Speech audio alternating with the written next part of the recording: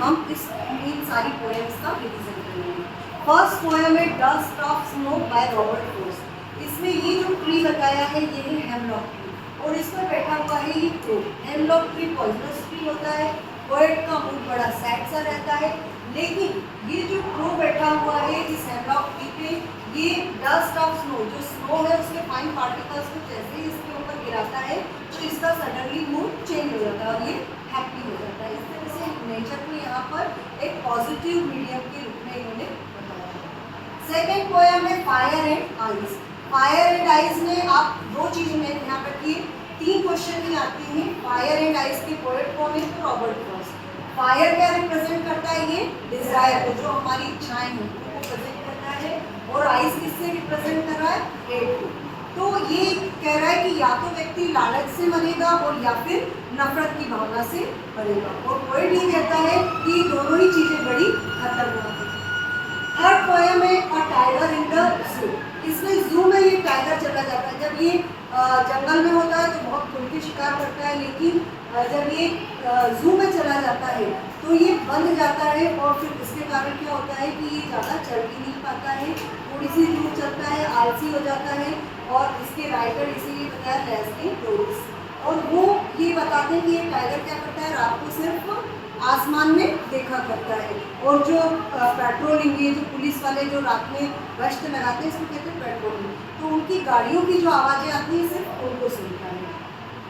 अगली पोएम है how to tell wild animals. इसमें अलग अलग एनिमल्स की विशेषताएं बताएंगे कि लायन है वो रोअर करता है, जो बियर है वो हग करता है, और ये जो क्रोकोडाइल है ये क्या करता है? नकली आंसू बहाता है, जो हिंदी में अपनी कहावत सुनी। ऐसे हर हाइना जो है वो हंसता है ना? ऐसे हर एनिमल्स की उन्होंने अलग अलग विशेषताएं बताई।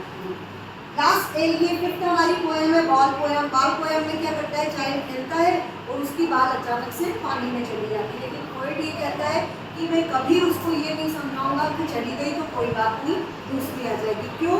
क्योंकि उसको लॉस का मीनिंग समझ में आना चाहिए, उसको मालूम होना चाहिए कि उसने सिर्फ बॉल नहीं खोई है, एक उसके साथ उसकी जो यादें जुड़ी हुई हैं वो भी उसने खो दी है। फिर ये हमारी पोएम है एमेंडा।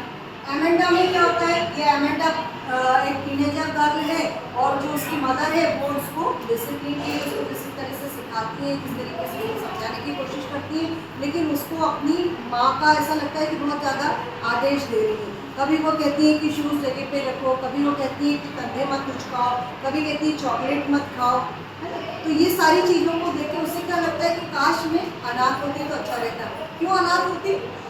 ताकि कोई मुझे कुछ नहीं कहता। वो क्या चाहती है? फ्रीडम चाहती है और लोनलीनेस चाहती है। वो कभी ये भी कहती है कि मैं एक जल पर ही रहती, मरमैड होती तो क्या करती, मैं पानी के ऊपर ऐसे आराम से पड़ी रहती। और कभी ये कहती कि जैसे रेफरेंसल थी कि वो एक टावर पर अकेली रहती थी, तो मैं उसकी तरह से भी रहूँगी। लेकिन वो साथ में ये भी कहती है कि मैं रेफरेंसल की तरह अपने जो हेयर्स हैं वो लॉन्ग हेयर नीचे लटका देती थी, और गुस्से चढ़ के राक्षस ऊपर चला जाता था, और मैं कभी अपने हेयर्स नहीं लटकाऊंगी ताकि कोई और ऊपर ना आ सके। मैं टावर पे रहूँगी लेकिन अकेले शांति से रहूँगी। तो ये सारी पोएम की आपकी समरी है। इसको आप पिक्चर को देख के उसको आप ध्यान रख सकते हैं, और इसके क्वेश्चन आंसर्स जो शॉर्ट क्वेश्चन आंसर्स हैं वो इसी से पिक्चर के आधार पे ही जो है आप